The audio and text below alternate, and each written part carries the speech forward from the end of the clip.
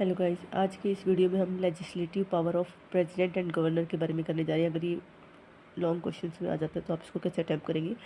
The legislative power of the president and the governor are crucial part of the Indian constitution framework.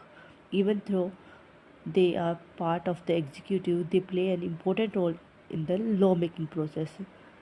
वैसे तो ये आपको पता है एग्जीक्यूटिव बॉडी के हेड है, बट लॉ मेकिंग में भी इनका बहुत इंपॉर्टेंट रोल है। उसको हम यहाँ पे डिस्कस कर रहे हैं। Legislative power of the president की बात करें तो the power of the president are mainly provided under the constitution of India. First आपका दे रखा है summoning, prorogations and dissolution. Under article 85 the president summons both house of the parliament, prorogues sessions, can dissolve the Lok Sabha, dissolution before general elections. Example के तौर पे case law की बात करें तो आपका Ram Jawaya Kapur versus state of Punjab का था, जहाँ पे हेल्ड किया गया कि executive power including president must function within the constitutional limit. तो जो एग्जीक्यूटिव पावर है ये within the constitution limit आपकी addresses the parliament. Under article 87 the president addresses parliament at the beginning of the first session each year after general elections. This speech outlines the government policies. उसके बाद third आपका दे रखा है assent of bill. Under article 111 a bill become law only after the president assent. The president can give assent, bill become law. Withhold assent, absolute veto. Return the bill, suspensions veto, suspensive veto बोल सकते हो, accept money bill. उसके बाद pocket veto आपका है, no time limit, इसकी कोई limit ही नहीं है आपकी।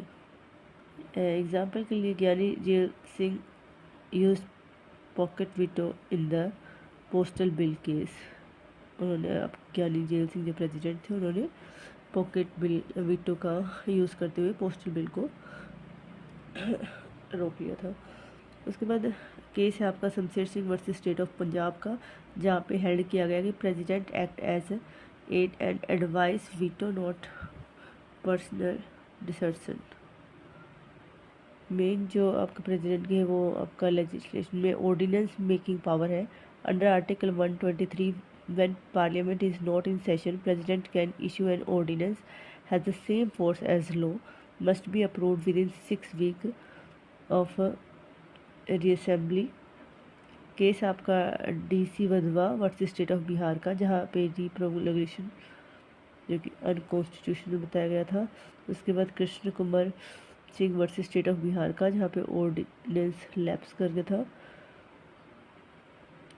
उसके बाद आपका नॉमिनेशन पावर की बात करें तो president nominates 12 member of Rajya Sabha. Article 80 में दे रखा है ये expert in literature, science, art, social science ये होनी चाहिए।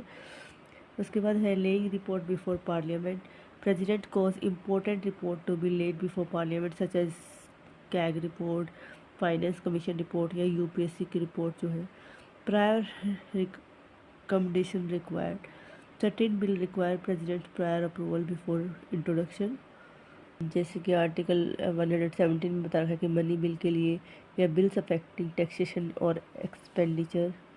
Legislative power of the governor की बात करें, अभी तक प्रेसिडेंट की होगी, प्रेसिडेंट सेंटर में काम करता है, उसी तरह गवर्नर स्टेट में, तो उसकी क्या लेजिस्लेटिव पावर है उसके बारे में हम डिस्कस करें।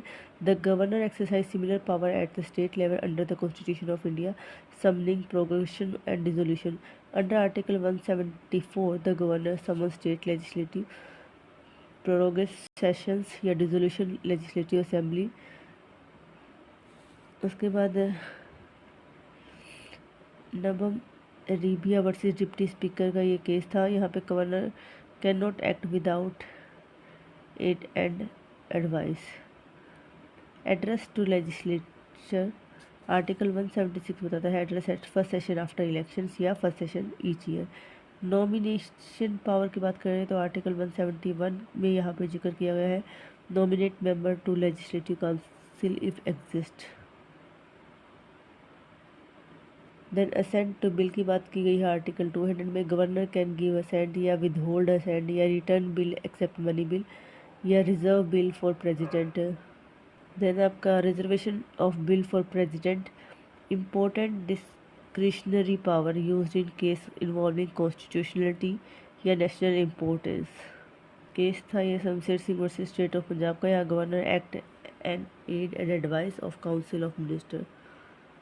ऑर्डिनेंस मेकिंग पावर आपका आर्टिकल 213 में दे रखा है। When state legislation is not in session, तो जो लॉ मेकिंग की पावर है वो गवर्नर के पास आता है, जिसको ऑर्डिनेंस मेकिंग पावर भी बोलते हैं। सेक्शन 213 में दे रखा है।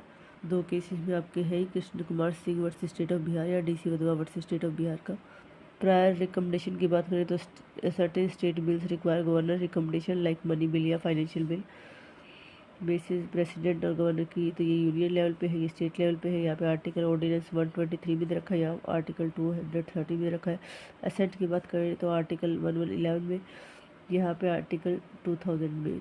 डिसर्शन की बात करें तो वेरी लिमिटेड है, यहाँ पे slightly more like reservation power है वहाँ पे। Both are constitutional head, not real executives, act and aid and advise except rare discretion.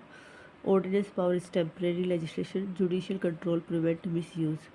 Conclusion की बात करें तो the legislative power of the president and governor ensure smooth functioning of parliament and state legislature.